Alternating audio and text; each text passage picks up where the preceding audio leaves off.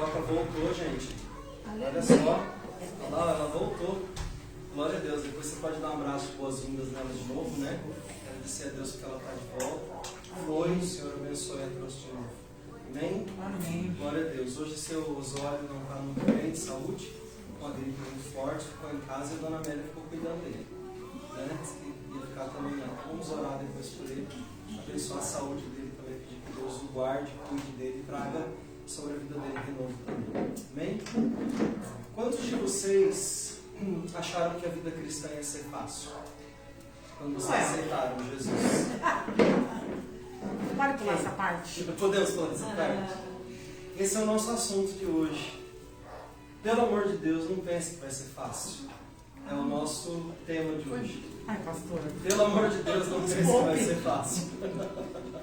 Talvez você pensou, você acha que eu vou embora? Já deu, já adorei, né? Agora vou pegar o trecho de casa e vou buscar o caminhão onde eu caí. Na verdade, quando nós pensamos em vida cristã, muitas pessoas têm vindo a Jesus esperando exatamente que a vida seja um pouco menos difícil. Esperando que as dificuldades acabem, esperando que os problemas se revertam em bênçãos e que a gente tenha uma vida vitoriosa. É isso que é muito falado hoje em dia, né? Que a vida com Jesus é uma vida vitoriosa, que a vida com Jesus é uma vida mais feliz. E eu não duvido de nenhuma dessas coisas, eu acredito nessas coisas. A questão é o que nós entendemos por felicidade, o que nós entendemos por vitória. O que significa de fato isso? E o convite para a reflexão dessa semana foi nesses 2 capítulos que falam sobre esse assunto tão difícil, que é a questão dos relacionamentos dentro do reino de Deus como uma fonte de renovo, de perdão, de graça e também de fortalecimento nós uns dos outros. Eu queria ler alguns textos que eu selecionei que vão basear muito no pensamento que eu quero compartilhar com vocês hoje. Efésios 2, 21 e 22 diz assim: Vós sois edifício, bem ajustado, cresce para o templo santo do Senhor, no qual vós, juntamente, sois edificados para a morada de Deus em Espírito.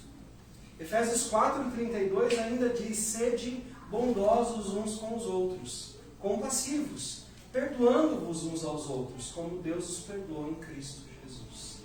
E ainda tem um outro, 1 Coríntios, capítulo 2, versículos de 10 a 14. O homem natural não compreende as coisas do Espírito, porque parecem loucura, e não podem entendê-las, porque elas só se discernem espiritualmente. E ainda um outro, 2 Coríntios 4, 9. Perseguidos, mas não desamparados, abatidos, mas não destruídos, trazendo sempre toda a parte da mortificação de nosso Senhor no corpo, para que se manifeste o Filho de Deus. Seu nome. Todos esses textos são textos incríveis. E eles passam por uma premissa, todos eles. A maneira de pensar no reino de Deus não é a mesma maneira que o mundo comum pensa. Olha para a pessoa que está do seu lado e diz assim: só isso já dá um nome. Não precisa falar mais nada, né? A maneira de pensar do reino de Deus é uma maneira diferente do restante do mundo. Tudo que a gente pensa, o mundo, na maioria, não vou dizer tudo, mas em 99,9%, está pensando exatamente o contrário. Por outras vias, de outras formas, não está levando em conta aquilo que para nós deveria ser natural. Essa questão, para mim, é uma questão mais difícil de a gente entender. E eu não sei se eu entendi ela totalmente. E eu duvido que você também tenha entendido ela totalmente. Que, por exemplo, se nós pensarmos hoje no como a igreja tem funcionado, tem vivido, no como a igreja tem se comportado diante das situações no mundo, nós vamos ter algumas dificuldades, porque nós vamos ver uma igreja pensando de uma forma muito diferente do que a Bíblia diz que ela deveria pensar. Nós vamos ver a igreja falando e vivendo coisas que a Bíblia diz que é diferente. Que o reino de Deus diz que é diferente. Mas que está no nosso meio. São pensamentos que estão no nosso meio. E esse temor de que a igreja ficasse no seu pensamento e na sua forma de agir muito parecida com o mundo à sua volta, não é o um medo atual, nem do Novo Testamento. Ele já é um medo lá no Antigo Testamento. Quando a Bíblia fala que o povo de Israel foi cativo de alguns povos, Deus sempre dava para eles uma advertência. Deus dizia assim: apesar de vocês serem escravos, apesar de vocês estarem presos a uma realidade que vocês não podem mudar, apesar de vocês estarem num lugar que não é a casa de vocês, apesar de vocês viverem no meio de um povo que é diferente de vocês, lembrem-se de quem vocês são e não ajam, e não pensem, e não sintam como eles. Vocês são diferentes. Para frisar ainda isso um pouquinho mais, a Bíblia vem no Novo Testamento a dizer o seguinte: mas não vos conformeis com esse mundo, mas transformai-vos pela renovação do vosso entendimento.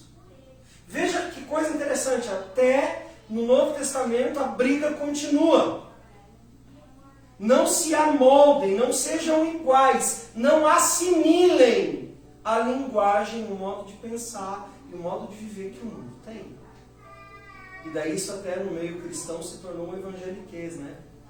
Ah, mas cuidado com as coisas do mundo. O que são as coisas do mundo? Ah, é o desejo por riqueza. Ah, são os carros. Ah, é o de muito dinheiro. Também é. Mas as coisas do mundo também é o modo de falar do mundo, o modo de pensar do mundo, o modo de agir do mundo, o modo de julgar do mundo. Tudo isso são coisas do mundo. E veja como isso é sério. Porque ele diz assim: aquele que se constitui amigo do mundo se constitui inimigo de Deus. Aquele que pensa igual ao mundo, aquele que se assenta na roda do mundo, aquele que começa a pensar parecido com o mundo, está fazendo inimizade com Deus. Você entendeu a minha linha de raciocínio? Desde o comecinho até agora? Está claro para vocês? Então, nosso modo de falar, nosso modo de pensar e nosso modo de agir tem que ser diferente do mundo, certo? O que o mundo diz que você tem que fazer com seus inimigos? O que o mundo diz? O mundo, não o reino, o mundo. Ignorá-los. Ignorá-los. O que foi feito? Mata. Mata. Hoje se vinga, prejudica. O que mais? Expõe. Mostra para ele. Expõe. Judeia. Né? Faz sofrer. Dá o troco. O que o Evangelho nos diz para fazermos com aqueles que nos odeiam? Odeiam. Não está falando para aqueles que nós odiamos. Para aqueles que nos odeiam. Então veja, a Bíblia não está se baseando no que você sente sobre o outro. A Bíblia está baseando na evidência que o outro está dando do como ele enxerga você. Ou seja, ele te odeia. E a Bíblia está dizendo que é para a gente fazer o quê com quem nos odeia? Ore por ele. O que mais? Ame. Ame-os. Conviva com ele. Orar por eles a gente até acha legal, né? Senhor, eu oro para que o Senhor envie uma brasa viva em cima daquela cabeça daquele infeliz. Deus mostra para ele quem tu és. Na verdade, esse mostra para ele quem tu és lasca com ele que eu quero ver ele pedir água. Judia dele, Deus, para ele ver o quanto ele está errado. Não é? Eu estou errado em pensar assim ou não? É só eu que passo por essas reflexões malucas? Então, há uma diferença no Evangelho de como é para tratar os inimigos. E como que é para tratar os amigos? Como que é para a gente tratar os amigos, segundo o Evangelho? Em honra, o que mais? Amor, respeito. Amor, respeito, o que mais? Celebração. Celebração. Compassividade, o que mais? Dignidade. Cumplicidade. Não é incrível como todos sabemos? Olha para quem está do seu lado e diz assim: não sabia que você sabia tanto. Agora você vai provocar o irmão, mas é porque o pastor está mandando, tá? Diz assim: nossa, nem parecia que você sabia disso. Não é? gerar intriga entre os irmãos, né? Mas não é interessante? Como nós sabemos exatamente como as dinâmicas devem ser. Nós sabemos o que devemos dar, o que devemos oferecer e o como devemos receber também. E a nossa dificuldade está em tornar isso verdade.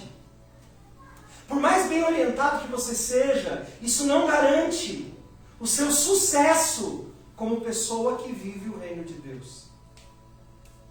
Porque a grande chave não está na instrução, ela faz parte. A grande chave está na entrega, na renúncia. Por isso que o Evangelho nos dá a seguinte chave. Ele diz que nós não pertencemos mais a nós mesmos. Quem não pertence a si mesmo, escolhe o que faz. Quem não pertence a si mesmo, escolhe a maneira que faz. Quem não pertence a si mesmo, quando não está se sentindo bem, deixa de fazer? Não. Porque nós não nos pertencemos, não nos mandamos mais. Não somos mais senhores de nós mesmos. Somos agora entregues a um senhorio de alguém que é maior do que nós. E esse alguém que é maior do que nós é exigente. Ele tem altos níveis de padrão sobre como devem ser as relações. Mas ele não nos pede algo que ele não esteja disposto a nos dar o suficiente para nós realizarmos. A Bíblia diz que de Deus é tanto querer quanto o efetuar. Ou seja, é fonte de querer e fonte de realização. É de Deus que vai vir a vontade de tratar o outro como seu irmão e não de você mesmo. E nós temos deixado de lado muitas vezes essa chave preciosa, que é a chave da intimidade, da comunhão e da oração, que é onde realidades são mudadas dentro de nós para atingir e modificar a realidade fora e ao nosso redor. Quando eu olho para essas verdades da Bíblia, eu fico pensando sobre o caminho que Deus quer que a gente trilhe.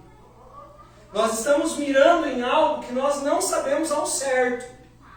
Quando a gente fala assim, precisamos ser mais maduros, quantos de vocês entendem claramente o que significa ser mais maduros? Bem, talvez não tão claramente, né? Porque diante de alguns desafios a gente é meio imaturo e diz isso aqui eu não sabia que era para eu fazer desse jeito aqui. E eu fiz do outro jeito e deu bem errado. A maturidade para nós nos parece um caminho que nós entendemos. Mas quando nós passamos por algumas situações e problemas, nós começamos a ver que o nível do nosso comprometimento não é tão grande quanto nós imaginávamos que era. Quantos de vocês já se irritaram quando alguém te respondeu mal e essa pessoa era muito íntima sua? A pessoa te responde, já vem o gosto do marimbondo na boca. Já. Né? Você quase que só solta o ferrão. Mas não é alguém que você ama? Não é alguém com quem você convive? Então por que nós somos tão ávidos em nos vingar, em retribuir o mal com o mal? Não era para nós já estarmos num outro nível? Era ou não? É. Às vezes eu fico com uma raiva de mim mesmo. Ela vai me morder a língua e dizer, cala a boca, fica quieto. Você já sabe que não é para responder assim. Você já sabe que não é para fazer. E por que você está fazendo de novo? Você já teve raiva de você assim também? E se, nossa, eu estava tão evoluído, tão girafântico. E agora eu estou robótico. Eu estou coiótico. Quase caótico. Estou reagindo de novo do jeito que não é para ser. Estou fazendo com uma relação que é importante para mim aquilo que eu não deveria. E ao invés de construir, eu estou destruindo isso. Sabe, nós precisamos entender que quando nós lidamos com problemas, com questões de relacionamento, talvez não existam soluções fáceis. E talvez para algumas questões nem existam soluções possíveis. Você já se deparou com um problema de alguém que você ama, que não tinha solução? E que você até queria falar alguma coisa e você não tinha o que falar? Porque aquilo era infalável? Você chega diante de uma situação, por exemplo, uma pessoa que você ama perde alguém que ela amava muito. O que você faz? Você ora para ressuscitar? Sofre junto. Você pede para o Espírito Santo dar alegria naquele coração, naquele momento? O que você faz? Deus, eu quero orar por um milagre, eu quero ressuscitar, eu quero Deus consolo. Às vezes nada disso muda aquela realidade. Aí a Rita já respondeu. Você só faz o quê? Sofre junto. Só sofre junto. Sabe, eu acho que nós nos tornamos muito resolvedores das coisas. Às vezes a pessoa nem termina de nos contar um problema e nós já estamos dando a solução. Antes de saber qual é o final da história que ela está contando para a gente. Nós nos sentimos na obrigatoriedade de resolver o problema do outro. Só eu que me sinto assim ou não? E quando a gente traz um problema difícil, cabeludo, não sei por que chama problema cabeludo, né? Tem que pesquisar sobre isso. O que tem a ver um cabelo comprido com um problema grande, né? A pessoa te traz um problema difícil, uma coisa complicada de resolver. E aí por que nós temos que nos sentir na obrigação de resolver? Às vezes tudo que a pessoa quer é o quê? Falar, ouvido. Apoio. Apoio, ser ouvida, falar, esvaziar aquilo que está dentro. Gente, vocês precisam, na medida que vocês puderem, vir na quarta-feira. Tanto na oração quanto na reunião de conversas profundas. Ai, pastor, mas vocês falam o mesmo assunto, a gente fala o mesmo assunto. E toda quarta-feira que a gente sai daqui, a gente levou uma surra diferente do que a gente levou na outra. A gente sai com alguma coisa diferente que a gente não tinha olhado ainda. Quanto mais você se expõe a isso, mais Deus tem matéria-prima para trabalhar em você. É muito difícil ouvir. Não é? Porque às vezes ai! Chacoalha! Acorda!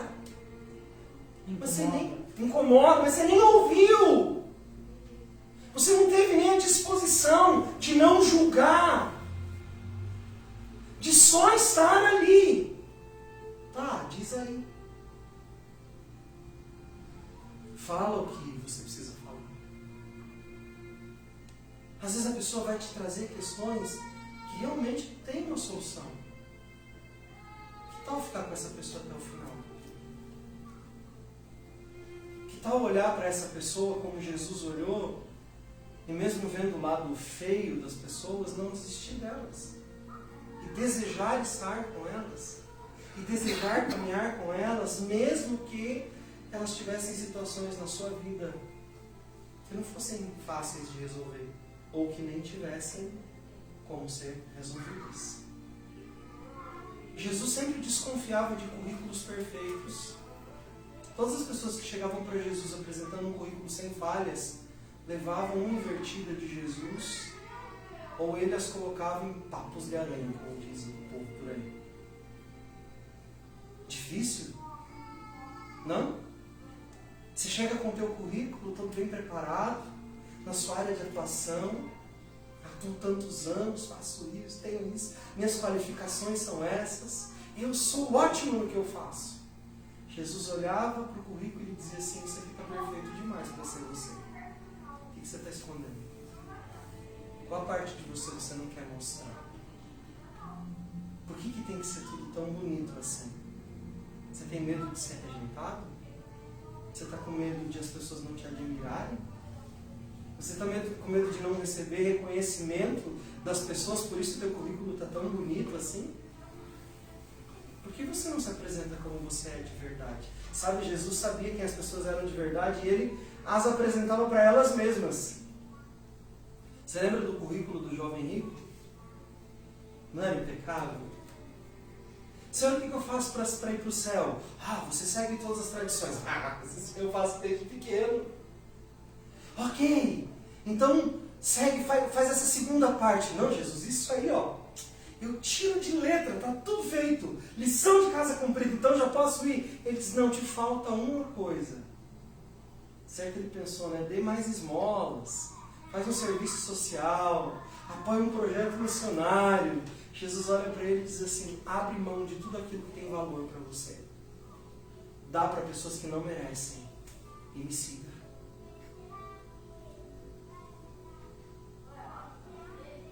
Abre mão de tudo que você tem, que é precioso para você. Pega essas coisas e dá na mão de que você não conhece, que não lutou por aquilo, que não pelejou para alcançar aquilo, que não teve esforço para alcançar aquilo. Vai lá e dá para elas isso, e daí você vem e me segue. O que ele fez? O que o jovem rico fez? Ele disse: não quero mais o trabalho, pode deixar a vaga em aberto, eu estou declinando da oferta. Esse emprego é demais para mim. Esse lugar eu não consigo. Jesus não se impressiona com uma grande performance. Jesus quer uma confissão verdadeira e muito realista de quem você é.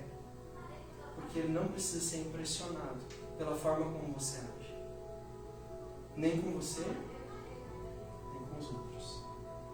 Jesus não requeria das pessoas que elas mostrassem coisas que elas não eram de verdade. E veja, seguir Jesus levava as pessoas a muitos processos dolorosos.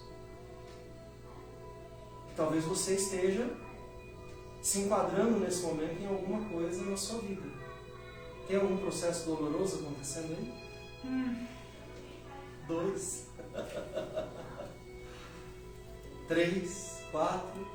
Tem algum processo doloroso acontecendo aí? Seguir Jesus pressupõe que esse processo doloroso vai acontecer. Falência, esfriamento, quebra de relações, escolhas difíceis, frustrações, desesperanças. Ai, pastor, credo, parece o evangelho mal-amoreiro, né? Só coisa ruim, difícil. Elas têm o seu papel na nossa vida. Eu jamais seguiria alguém que me prometesse só me fazer feliz. Se Jesus tivesse dito assim: olha, me segue que vai ser só felicidade, eu ia olhar e dizer: essa propaganda é enganosa. Isso aí não está certo. Não faz parte da realidade. Isso aí. E Jesus diz exatamente o contrário. O que Jesus disse para nós antes de ele seguir sua caminhada ao céu? No mundo, vocês vão sofrer bastante, a ponto de a alma de vocês ficar aflita. E isso vai ser de muitas formas. Mas não perde sua fé, não perde sua esperança, porque eu venci o mundo. E aquilo que eu venci, eu disponibilizo para vocês. Vocês vão vencer também. Eu provei que é possível viver de um outro jeito. Que é possível pensar de um outro jeito. Mas só quem teve seus sonhos fragmentados, suas ideias questionadas, é capaz de entender de fato o que significa ser feliz. Vocês lembram do Jonas? Qual que era o sonho do Jonas em Nínive? Era ser um Elias em Nínive, né? Não. Currículo completaço. Cheguei lá, julguei os caras, e aí veio o fogo do céu, lambeu a terra, comeu, matou todo mundo. A cidade virou cinza. Com Deus não se mexe. Eu sou profeta dele. Eu vou demonstrar, através do poder que flui de mim, homem de Deus, que o julgamento chegou sobre aquele lugar. Jonas tem uma expectativa de que a justiça de Deus se manifeste sobre quem está errado. E depois de ele pregar sua mensagem, a misericórdia de Deus se derrama sobre o pecador e o transforma em irmão de Jonas. Deus, não estou entendendo essa brincadeira de mau gosto. Você diz para mim o que você vai fazer nessa cidade, eu anuncio, e você não faz. A gente sempre olha para Jonas e pensa que ele não sabia que Deus era misericordioso, mas ele sabia sim. E essa era a grande luta de Jonas. Sabe por quê? Porque dentro de uma mentalidade organizacional, cada um deve ter aquilo que merece, sua justa retribuição. Mas dentro do reino de Deus, cada um terá a justa medida de misericórdia que Deus dispensou, mesmo não sendo merecido. Então aquele que era digno de ser condenado pode ser absolvido sem nenhuma consequência para nossa raiva. Não tem gente na vida que você já pensou assim, eu quero que se lasque? Tem ou não tem? Tem, claro que tem. E Deus não lascou. E qual foi o sentimento que você experimentou dentro de você? Ah! Que raiva! Deu uma minhama. Podia ter feito alguma coisinha, só para dar uma doidinha. Porque nós queremos vingança. Nós queremos justa retribuição. Ou o que nós chamamos de justa retribuição. E Deus está interessado em perdoar, edificar, restaurar, levantar e glorificar. E nós ali brigando para Deus nos vingar. As frustrações de Jonas estavam totalmente ativas naquele momento, a ponto de ele se deprimir, porque Deus não havia vingado o sangue dos inocentes derramado em Nínive. O que vinga, para Deus, o que vinga o inocente é o perdão e não a justa retribuição. Para Deus, o que vinga o inocente que foi defraudado é a misericórdia, o derramamento da misericórdia e o perdão. Não é a justa retribuição. Que nós não desejamos. Que nós estamos numa ardente expectativa de que aconteça amanhã. Porque nós queremos ver o circo pegar fogo mesmo. Nós queremos ver as pessoas tendo retribuição por suas maldades. Mas seguir a Cristo não é um caminho parecido com aquele que nós planejamos na nossa mente. Na verdade, na maioria das vezes, o seguir a Cristo vai fazer com que o seu caminho seja exatamente oposto àquilo que estava no seu pensamento. Quantas vezes você chegou, por exemplo, numa situação que você olhou e disse assim, não era bem isso que eu tinha imaginado. Você já pensou isso alguma vez na vida? Achei que Deus fosse fazer uma coisa diferente. Fulano vacalhou tanto comigo, fulano vacalhou tanto comigo, que Deus ia dar uma retribuição justa. E Deus foi lá e perdoou e ainda deu bênçãos. E você fica olhando e dizendo, mas tem alguma coisa aí que está errada? Porque o que essa pessoa me inicia mesmo é levar nos cornos. Mas o reino de Deus é diferente. A mentalidade do reino é diferente. Que mentalidade é essa? Aqui eu quero trazer a sabedoria que o autor comenta, né? Do Denis o Pimentinha, vindo da boca do profeta Dr. Wilson, Sr. Wilson. Se você quiser fazer Deus gargalhar, conte os seus planos de futuro para Ele. Se você quiser divertir Deus, conte o que você está pensando sobre o seu futuro. Ele vai olhar para você e vai dar risada e dizer, sabe de nada, inocente. Você não tem ideia do que é o meu plano de futuro para você. Teus planos são tão pequenos, tão ínfimos diante de toda a sabedoria derramada em Deus, preparando o nosso futuro. E aí que entra uma grande questão que eu nunca tinha pensado. O autor, inclusive, escreve assim, pessoas confusas, via de regra, estão mais dispostas a ouvir. Quando você está em algum lugar, se imagine dirigindo, ou você está andando numa rua e precisa achar um endereço, você está perdido. Qual uma das possibilidades para você encontrar o seu endereço? Parar e perguntar. Parar e Perguntar. Quando você pergunta, você tem que ouvir o que o outro está dizendo. Por quê? Por que você vai ouvir o que o outro está dizendo? Porque senão você não sabe. Porque você não sabe onde você está. Você não sabe para onde está aquele lugar. Então você se dispõe a ouvir. Então, parece que aqui está um segredo para a vida. Sabe por que muitas vezes a sua vida está meio confusa?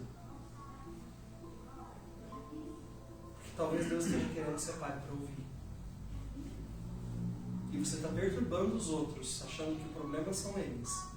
E Deus está dizendo, eu vou deixar você bem confuso, porque a minha questão é com você. Então, confusão pode ser sinal de que Deus está querendo que você pare para ouvir. É Repete comigo. Confusão é sinônimo de ouvir. Se a minha vida tem uma área confusa, talvez, muito provavelmente, quase certeza, é porque Deus quer falar comigo. Segurou essa aí? Difícil, né? Se tem alguma confusão, Deus pode estar querendo falar com você. Porque na confusão, a gente tem a tendência de ouvir melhor. Às vezes eu fico pensando, né, em algumas coisas que a gente vive, coisas que eu vivi na minha vida, coisas que eu vejo vocês vivendo na vida de vocês, pensando, onde será que Deus está querendo que a gente olhe? Porque todas as vezes que a gente ora por um problema, a gente ora como? Como é que a gente ora por problemas? Pedindo solução. Pedindo Solução. Você já parou para pensar que o problema talvez esteja ali exatamente sem solução, para que você aprenda a ouvir ao invés de ter uma solução? O autor convoca a gente a pensar nisso também. Que ao invés de a gente ficar orando por solução, é para a gente orar para quê? Para encontrar aonde Deus está naquela situação. Escuta, Deus, espera aí. Eu estou meio confuso com essa parte da minha vida. Normalmente nós oramos assim: Senhor, o inimigo está colocando a mão aqui, tem a unha do sarça, riscando uma parte da minha vida aqui. O pé rachado está trabalhando nessa área. Repreende ele. O Senhor me dá uma estratégia para eu resolver esse problema. E você ora e parece que a coisa só apioreia. De repente você, desesperado, desesperançado de encontrar uma solução, você começa a ir para um outro lado. Senhor, eu não aguento mais carregar esse peso, vou ter que te entregar isso aqui. Ah, pastor, então o segredo é entregar. Não, você viu que você começou a olhar para o outro lado? Você estava olhando, resolve. Agora você está dizendo, não dá para resolver, Senhor. E aí? Você começou a olhar para onde? Para o Senhor. Para encontrá-lo no meio dessa confusão toda que você se meteu. Dessa encrenca toda que a sua vida se transformou. Você agora parou de pedir solução para o problema e começou a pedir: Deus, aonde está você? Eu quero te encontrar. Quero saber onde é que você está nisso. Me mostre. E aí nós começamos a viver de uma forma diferente. Na maioria das vezes isso alivia muito aquilo que nós estamos passando. E é isso que produz em nós maturidade. É isso que produz em nós uma condição de vida diferente do que nós estamos vivendo no meio da confusão. Muitas vezes o problema não é resolvido. Muitas vezes o problema nem está mais tão importante dentro de nós. Porque nós encontramos a presença de Deus no meio do caos.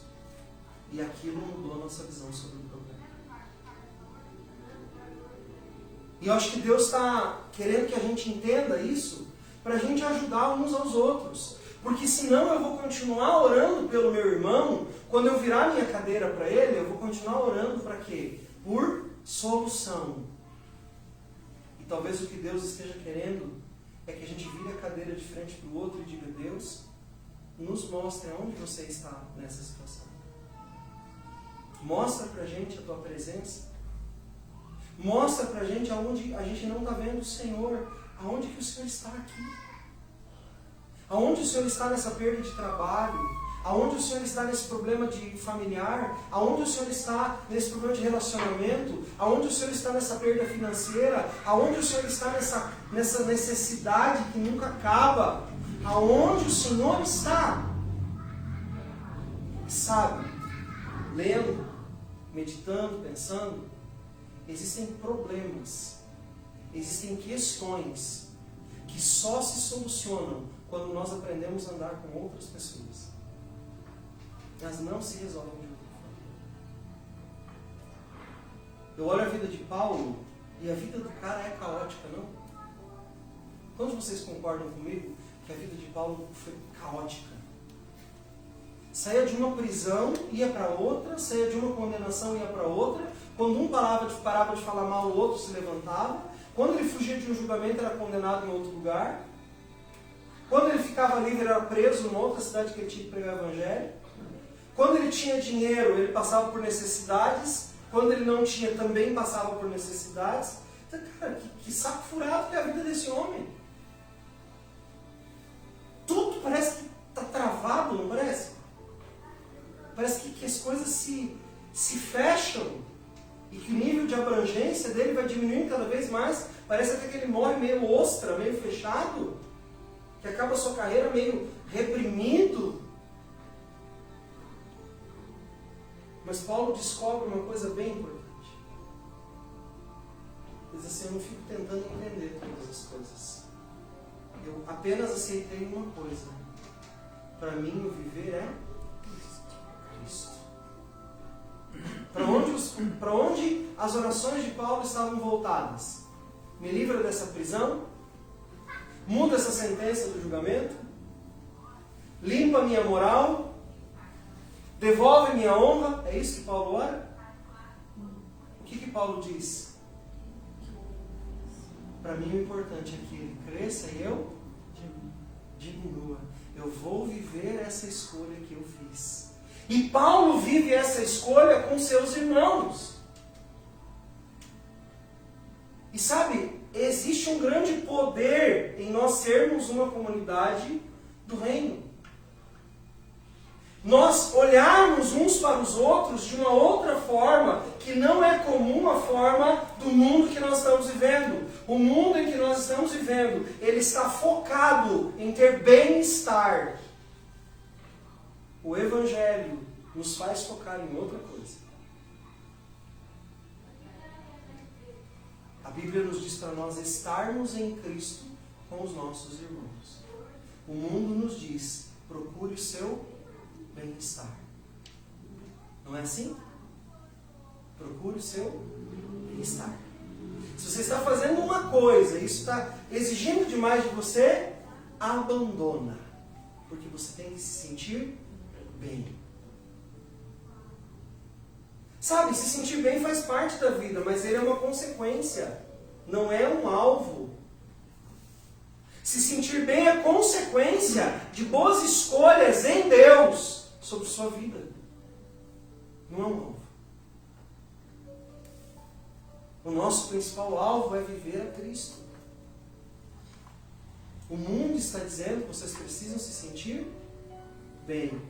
Se você não estiver bem, se retire. Se você não estiver bem, deixe. O Evangelho diz, se você não está bem, confusão é sinal de que Deus está querendo que você ouça.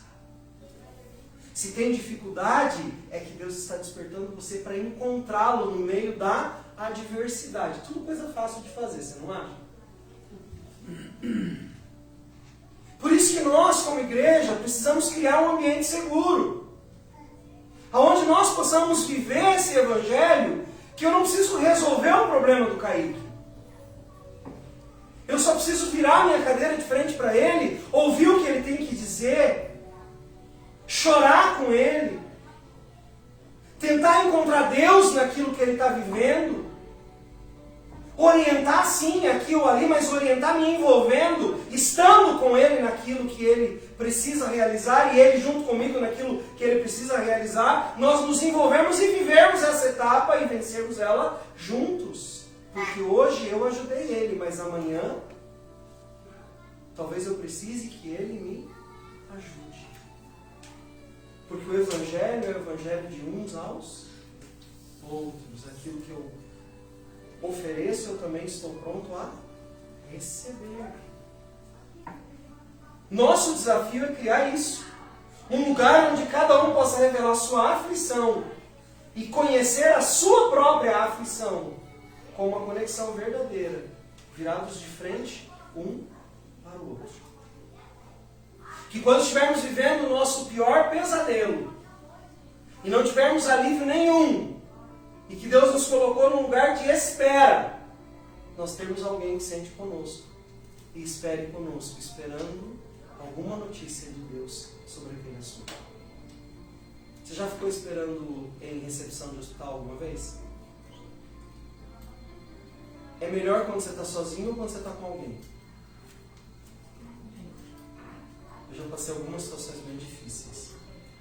E eu não gosto de esperar em recepção de hospital sozinho. Porque é triste demais. Mas quando tinha alguém comigo, eu podia conversar. E a gente falava sobre coisas, e a gente vivia situações. Ter alguém que espere algo de Deus junto com você alivia muitos fardos. Mas se você tem que esperar sozinho, se você não pode, não encontra um ambiente aberto para você compartilhar a tua dor, um lugar seguro, onde ninguém vai te julgar pelo que você está vivendo, ou pela droga que está a tua vida naquele momento, para que nós servimos? O que estamos fazendo? O Evangelho vem para nos fazer ser um lugar seguro para o outro, onde a dor do outro não só importa, mas onde eu não vou julgar o outro pela sua dor. Onde eu vou acolher e dizer, eu não sei nem o que te dizer, eu não sei como resolver. Eu só quero que você saiba que nós estamos juntos. Você quer abrir seu coração? Você quer falar o que está doendo? Aqui é um lugar seguro para a gente fazer isso. Queremos e devemos ser esse lugar que está preparado para levar um ao outro nos caminhos mais difíceis e nas noites mais frias. É comum pensar que quanto mais fé, mais conhecimento espiritual, mais prazerosa será a sua vida. E às vezes é exatamente o contrário. Porque o Evangelho diz, aquele que muito é dado, muito também será requerido, cobrado. O Evangelho é esse que nos atende, que nos revela, que nos mostra, mas também que nos responsabiliza. E vocês vão me ver repetindo isso muitas vezes, até que inculque na cabeça de vocês isso. Aquele ditado que é até bonito de falar numa outra língua, só para enfeitar um pouco. Kol Israel Areviz Elezeh. Todo Israel é responsável por todo Israel. Nós somos responsáveis uns pelos outros. E se o Kaique está passando por um momento difícil, eu vou ter paciência de ouvir. Filho é uma bênção, né? Mas às vezes eles repetem tantas mesmas coisas, não é? Principalmente os nossos, com suas habilidades múltiplas. Conta a mesma coisa várias vezes. E o que a gente normalmente tem que fazer? Deveria, pelo menos, ouvi-los. Porque um mundo que não os ouve, eles já têm. Que eles precisam de uma família que os acolha. Olha para a pessoa que está próxima de você e diz assim, eu quero ser essa família que te acolhe. Pode ser? Põe a mãozinha aí e diz, ó, quero ser essa família que te acolhe. Amém? Nós precisamos parar de correr atrás de resultado. A gente tem na Bíblia isso escrito. Olha o que acontece com Pedro em Lucas 5. O que Pedro fez a noite inteira? Aquilo que ele sabia fazer. Não fez? Você não está fazendo aquilo que você sabe fazer há bastante tempo? E não está resultando em nada? Sabe por quê? Você está buscando a solução. Enquanto você precisava buscar ao Senhor. Encontrar o Senhor é melhor do que encontrar solução. Quando Pedro encontra o Senhor, o que o Senhor dá para ele? Quando Pedro encontra Jesus, o que Jesus dá para Pedro depois de ele não ter pescado nada a noite inteira? Nada. Peixes. A rede se rompe. Né? Lembra? O que Pedro estava fazendo a noite inteira? O que ele queria pegar? Peixe. Ele pegou? Não. Ele sabia fazer, não sabia? Sabia. Aí Jesus aparece, ele encontra Jesus e o que Jesus faz? Ele teve aquilo que ele procurava. Porque ele encontrou o Senhor. Quando nós encontramos o Senhor, nós temos tudo que nós precisamos. Esse é o nosso segredo. Esse é o segredo de uma comunidade viva. Senhor, eu não sei como resolver o problema da Rita. Nós não temos uma situação, nós não temos uma solução, nós não temos um... Deus não tem como resolver o problema dela. Mas, Senhor, ela é minha irmã. Está doendo. Onde é que o Senhor está? Volta os nossos olhos para você. Porque se nós te encontrarmos, a solução vai estar com você. Nós estamos querendo procurar a solução em lugares onde ela não está. Nós estamos gastando tempo orando da forma errada. Nós temos que encontrar o Senhor quando nada do que nós fazemos funciona. Sermos despertados a olhar, enfim, para Ele. Por mais que Ele esteja num lugar que nós não gostaríamos que Ele estivesse. Talvez teu pique tenha acabado, tua coragem tenha se esvaído, novas dores estejam surgindo na sua caminhada, quebras de relacionamento, chateado, dolorido, pensando até em enlouquecer. Vou ficar louco desse jeito, é tanta coisa que vou bater pino. Talvez porque você só está buscando soluções. E tudo que você precisa encontrar, o Senhor. Senhor, onde você está? E João traduz isso muito bem. Ele diz assim: para onde nós iremos? Se estão em ti as palavras que nos trazem vida. Aonde eu vou procurar solução? Se não encontrando a ti. Porque em ti, é dentro de ti, que estão as soluções para tudo que eu preciso. Então, Senhor, não precisa resolver meus problemas, só me faça te encontrar. Leonard Ravenhill escreveu no seu livro Porque Tarde o Pleno Avivamento: quando a minha pobreza encontra a tua riqueza, ó Cristo, eu tenho tudo. Quando eu te encontro, você me completa, você me preenche, você me enriquece. Eu sou outra pessoa quando eu te encontro. É muito mais do que resolver problemas. É muito mais do que encontrar soluções. É encontrar a Ele. As perguntas que nos vêm são muitas.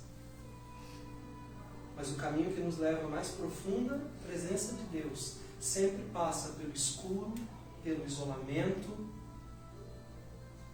até que nós encontremos a conexão de novo com o Senhor.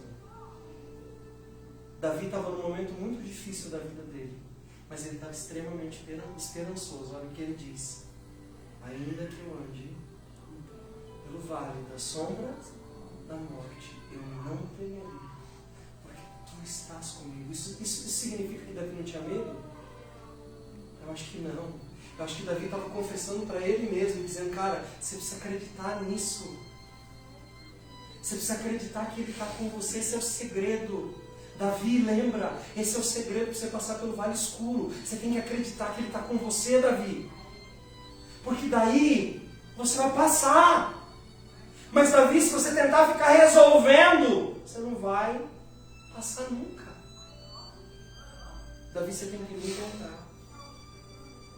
Mas nós estamos mais preocupados em usar Deus para melhorar a nossa vida do que para alimentar a nossa comunhão com Ele. Quanto por cento das suas orações são para Deus melhorar a sua vida? E quanto por cento são para você realmente encontrar Ele? Descobrir onde Ele está. Ter essa ampla e rica comunhão com Deus. Estamos mais preocupados em que Deus melhore a nossa vida do que consertar as nossas próprias coisas para a jornada. Esse livro fala uma coisa também muito legal que eu gosto. Não perca a beleza da jornada, pensando só no destino final. O que você está passando agora está te proporcionando enxergar a vida de um jeito diferente, por mais difícil que esteja sendo. Coisas que antes talvez não estivessem tão em evidência de valor, agora estão. Mas você está tão focado em resolver coisas que talvez você não esteja conseguindo ver que Deus está moldando você para você encontrar Ele no caminho. Eu já preguei faz pouco tempo sobre isso. Lembra dos discípulos no caminho de Emaús? Com quem eles estavam caminhando? E no que eles estavam pensando? Nas perdas. Jesus morreu, não está aqui com a gente aqui caminhando, nós éramos discípulos, ele nem para dar um tchau. Não mandou mensagem do outro lado dizendo para a gente se ele está bem, se ele está mal, se ele deu certo, a passagem dele, se foi bem sucedido. Olha, né, como que a gente está triste. A Bíblia diz que eles estavam tristes. Aí Jesus faz uma pergunta para eles ainda respondem Jesus de um jeito mal educado. Só tu é que não sabe o que aconteceu? Tipo, você é um bicho ignorante. Tá aqui, tá tudo acontecendo agora, você não sabe? Pô, desinformação, hein? Desconectado você. E com quem eles estavam falando? Com Jesus. Ou seja, eles estavam mais preocupados em vencer a etapa que estavam vivendo do que encontrar Jesus no caminho que estavam vivendo.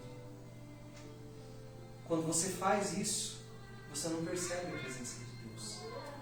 Quando você foca na resolução, quando você foca no resultado, quando você só quer resolver o problema, quando você quer solução para a situação, você não consegue identificar Jesus andando com você no caminho.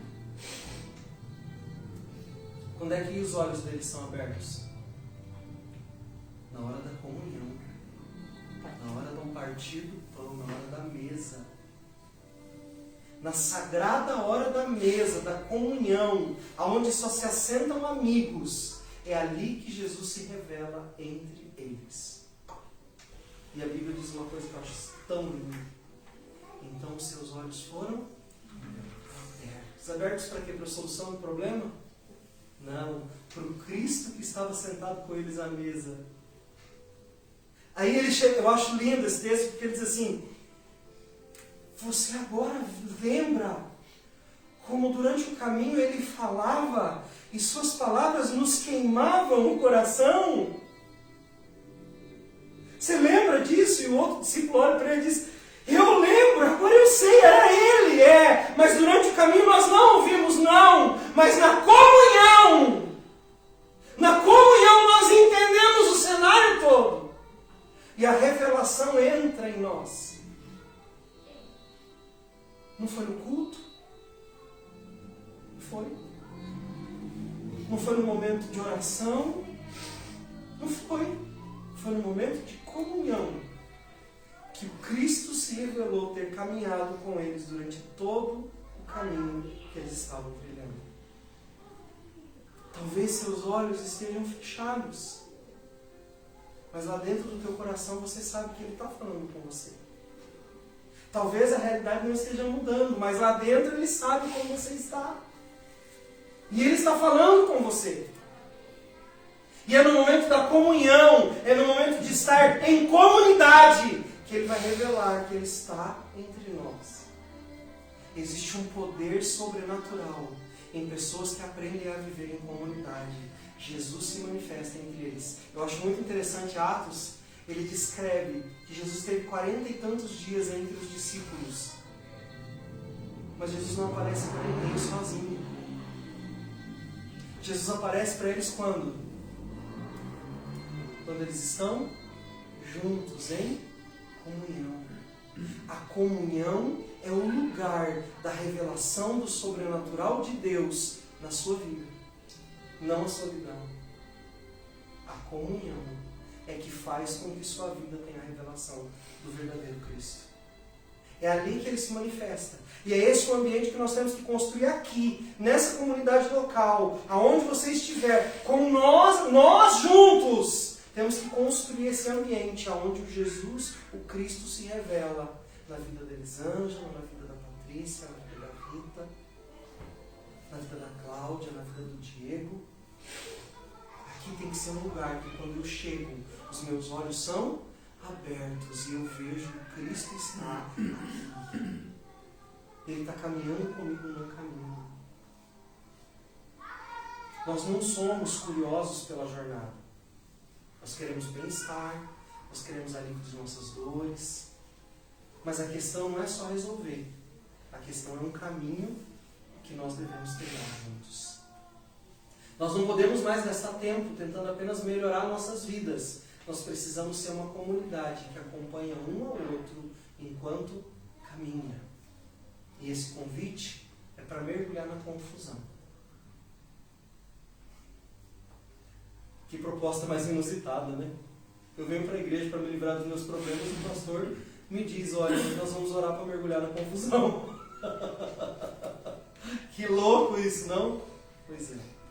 Mas nós já entendemos que confusão é sinônimo de que temos que parar para ouvir Deus. A confusão é um sinal de que nós não estamos ouvindo. Precisamos parar para ouvir, admitir nossos fracassos, identificar as nossas tensões, explorarmos nossas falhas, pagar o preço de ser comunidade, não de sermos mais uma organização. É hora de virarmos as cadeiras, conversarmos sobre o caminho e abrir o coração para a imperfeição do outro que está diante de nós. Isso é ser o lugar mais seguro da terra.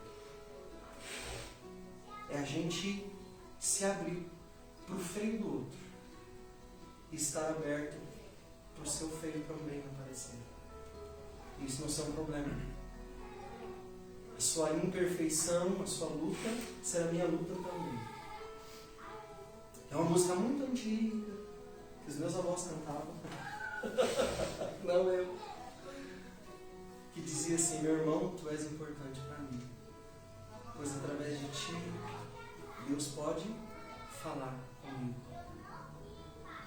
As minhas lutas, as minhas bênçãos também são tuas. E as tuas lutas também são minhas. Vale muito para mim, teu amor. Que profecia mais linda é essa?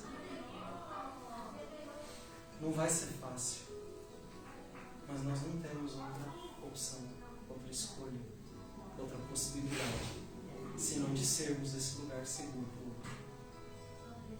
Vou incentivar vocês de novo. Liguem uns para os outros durante a semana. Mandem recadinhos no WhatsApp uns para os outros. Mandem versículos. Mandem um abraço, que seja virtual, mas mande. Só queria que você soubesse. Eu estou aqui, tá? Se tiver difícil, tem um número aqui. Eu quero ser aquele que caminha com você. Sabe, pode ser que entre nós não aconteçam curas milagrosas. Pode ser. Pode ser que entre nós não tenham profecias. Pode ser que entre nós não aconteçam grandes revelações sobre o número do seu CPF. Mas se nós conseguirmos viver esse cuidado de revelar Cristo na vida do irmão, simplesmente por virar minha cadeira de frente para ele e dizer, e aí? Como é que você está? Nós vamos ter alcançado o maior ponto que nós podemos alcançar em ser igreja. E é isso que eu como pastor quero. E se você é membro dessa igreja, é isso que você também deve querer. O nosso caminhar vai ser para transformar esse lugar, não físico, esse lugar você e eu, nós juntos. Sabe o TMJ lá, Tamo Junto? Nós somos a igreja TMJ, a igreja do Tamo Junto. Mas não é só tamo junto no ok, é tamo junto no não ok também, no dislike, né? É caminharmos juntos, é chorarmos juntos, é nos alegrarmos juntos, é crescermos juntos. Nós estamos aprendendo, ainda não estamos lá. Mas essa é a comunidade que Deus quer levantar aqui. Porque esse é o último grande avivamento da igreja. O avivamento da comunhão. O avivamento do importar-se a ponto de dar a minha vida para o meu irmão. É o avivamento que faz o caminho ser diferente. E não o avivamento que é só um resultado final. Eu oro para que vocês tenham recebido essa mensagem. E para que ela fique viva dentro de vocês. E que você saia daqui mastigando e pensando nisso. Se você não entendeu alguma coisa, volte e leia de novo.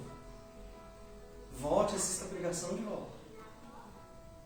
Mas que nós precisamos divulgar, através da nossa vida, que o reino de Deus chegou. E que nós já estamos vivendo ele dentro desse espaço que nós somos. Vamos orar por isso? Vamos orar uns pelos outros? Vamos fazer isso? Não fica orando só por você. Eu sei, talvez você pode ter trazido na sua vida hoje um problema, uma dificuldade, talvez você veio triste, cansado, cansada. O Senhor vai renovar você. Mas agora é o momento de orarmos uns pelos outros. O único que vai ficar aqui só supervisionando sou eu. Vocês vão orar uns pelos outros. Porque nós precisamos, a Bíblia diz, orem uns pelos outros para que vocês sejam sarados. Vamos gastar tempo fazendo isso? Sai do seu lugar. Acha alguém. Vamos dividir nessa noite o nosso coração. Vamos dividir nessa noite a nossa vida. Vamos orar. Vamos abençoar a vida uns dos outros. Porque nós precisamos fazer isso para a glória de Deus.